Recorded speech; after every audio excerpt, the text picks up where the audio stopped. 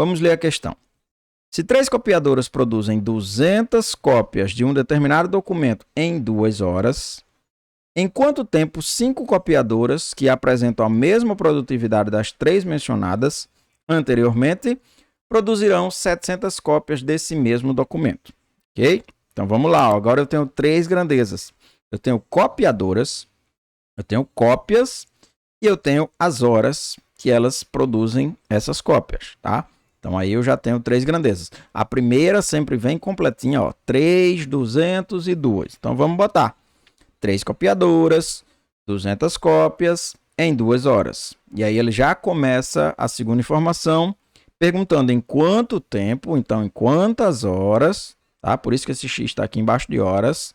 5 copiadoras vão conseguir produzir 700 páginas. E aí, por que é uma regra de 3 composta? Porque eu não tenho só 2 grandezas. Eu tenho aqui 3 grandezas, tá? Eu tenho uma regra de 3 composta quando eu tenho mais de 2 grandezas. 3, 4, 5. Já vi questões até com 6 grandezas. Mas, enfim, não são 2 grandezas simplesmente. Então, eu já tenho a regra de 3 composta. Nesse caso, eu tenho que realizar a verificação se é direta ou inversa, parte a parte.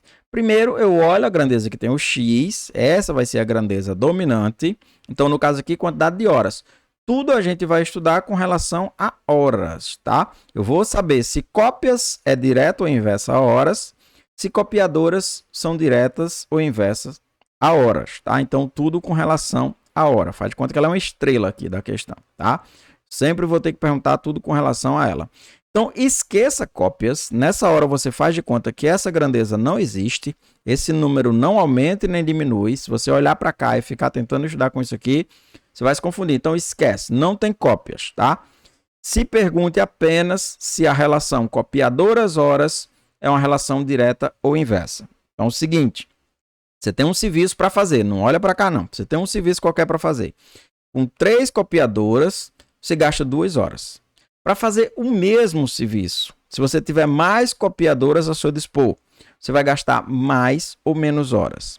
E aí, claro que menos horas, tá? Se eu tenho mais máquinas para produzir a mesma coisa, aí você pode estar pensando e querendo olhar para cá, mas não é a mesma coisa.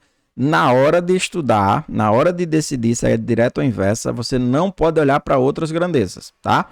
Para fazer o mesmo trabalho, se você tiver mais máquinas, você vai gastar menos tempo. Então, essas 2 grandezas, horas copiadoras, elas são inversamente proporcionais. Eu vou colocar um I aqui em cima desse copiadoras, para me lembrar que copiadoras são inversamente proporcionais a horas, ok? O que é que eu faço agora? Eu vou estudar a proporcionalidade entre cópias e horas.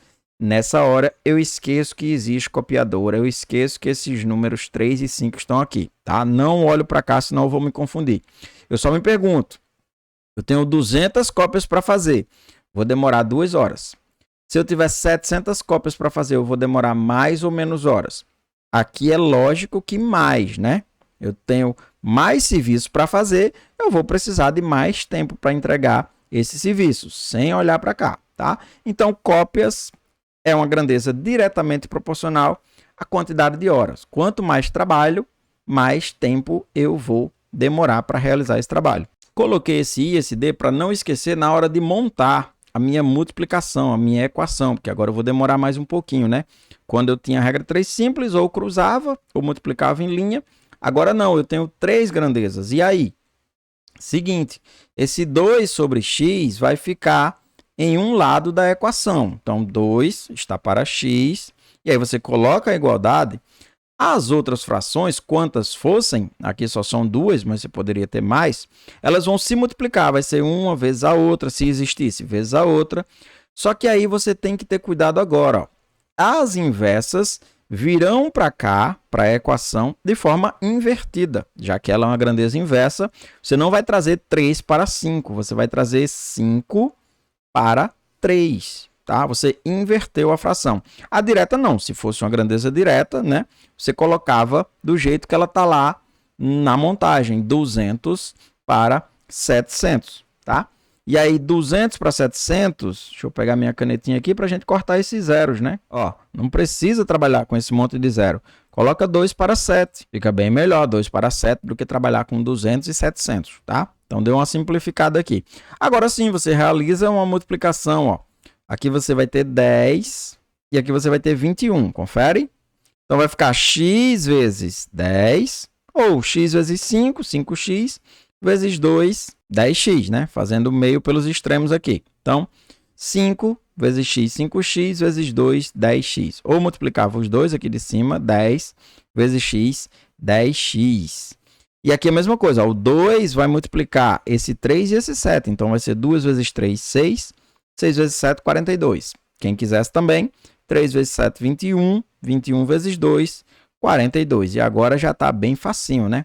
Passa esse 10 dividindo, x vai ser igual a 42 dividido para 10.